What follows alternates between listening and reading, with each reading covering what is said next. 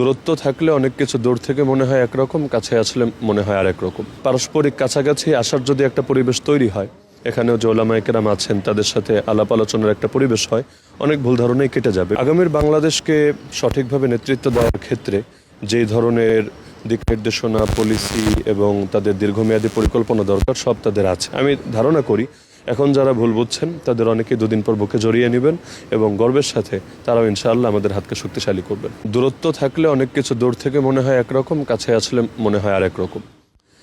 যে আপত্তিগুলো করা হয় তার অনেকগুলোই এমন যেটা জাস্ট নীতিকথা এবং বিভিন্ন তত্ত্বের উপরে, এবং তার অনেকগুলো এমন যেগুলো বইপত্র ঘেটে ঘেটে পড়াশোনা করে আপত্তি করা হচ্ছে এমন না, বরঞ্চ একজন আরেকজন থেকে কপি পেস্ট করতে করতে মাঝে মাঝে এমন অনেক কিছু ছড়িয়ে যায় যেটা বাস্তবতার সাথে বিলকুলই মিল নেই, মানে 1% মিলও নেই।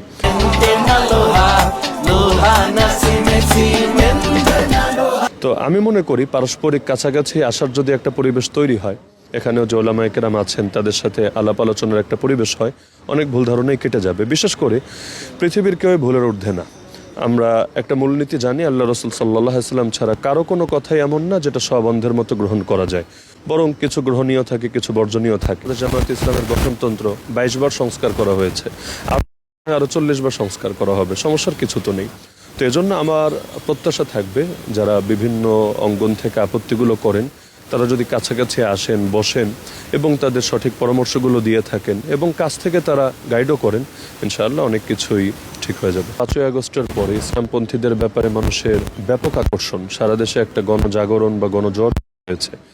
আমি মনে করি নির্বাচন পর্যন্ত যদি এটা সঠিকভাবে ধরে রাখা যায় এবং 22 জানুয়ারি থেকে যখন আনুষ্ঠানিক প্রচারণা শুরু হবে, নিজেদের ইশতেহার, লক্ষ্য, উদ্দেশ্য এগুলো জাতির সামনে আরও ভালোভাবে স্পষ্ট করা যায় এবং এক্ষেত্রে উম্মার রাহবার ওলামায়ে কেরাম তারা যদি ধর্মীয় দিক থেকেও সৎ মানুষদের, দুর্নীতিমুক্ত মানুষদের পাশে থাকার এবং তাদের হাত শক্তিশালী করার গুরুত্ব জাতির সামনে ব্যাপকভাবে উপস্থাপন করেন, আগামী নির্বাচন ইনশাআল্লাহ সম্পূর্ণ ভিন্ন একটা পরিবেশ গোটা জাতি দেখবে, যে আকাঙ্ক্ষা স্বাধীনতার পর থেকে সকলের ভেতরে ছিল। আলহামদুলিল্লাহ, বাংলাদেশ জামায়াতে ইসলামীতে যোগ দেওয়ার পরে আমি তো পর্যাপ্ত স্টাডি করে এবং সব দিক চিন্তা করে যোগদান করেছি। এটা দেখতে পেয়েছি আগামীর বাংলাদেশকে সঠিকভাবে নেতৃত্ব দেওয়ার ক্ষেত্রে যেই ধরনের দিক নির্দেশনা, পলিসি এবং তাদের দীর্ঘমেয়াদী পরিকল্পনা দরকার, সব তাদের আছে আলহামদুলিল্লাহ। শুধুমাত্র আবেগ এবং হুজুগ দিয়ে পরিচালনা করছেন তা না, তার চাইতে বড় কথা শুধুমাত্র আলেম শ্রেণী দিয়েই তো দেশ পরিচালনা হবে বিষয়টা এমন না, সব শ্রেণীর মানুষের সমন্বয় লাগবে।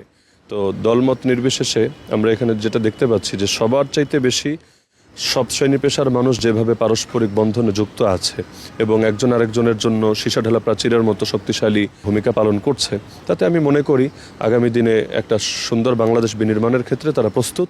এবং আজকে পলিসি সামিটে এসে আমার তো এই অভিজ্ঞতাটা আরও বাড়লো আলহামদুলিল্লাহ। এই বাংলাদেশের ইতিহাসে এটাই সম্ভবত প্রথম কোনো ইসলামী সংগঠনের পক্ষ থেকে যে আগামীর বাংলাদেশ কিভাবে আমরা পরিচালনা করব এর একটা কার্যকর রূপরেখা। সেটার মতো রাষ্ট্রের তাদের প্রতিনিধি এখানে উপস্থিত ছিলেন, এম্বাসির লোকেরা ছিলেন।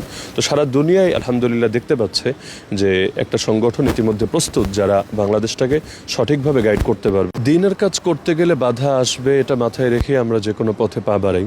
কোরআনে আল্লাহ তাআলা তার প্রিয় বান্দাদের গুণ বলতে গিয়ে 6 নম্বর গুণই বলেছেন, ওয়ালা ইয়াখাফুনা লাউমাতা লাইম, তারা কোনো নিন্দুকের নিন্দাকে পরোয়া করে না।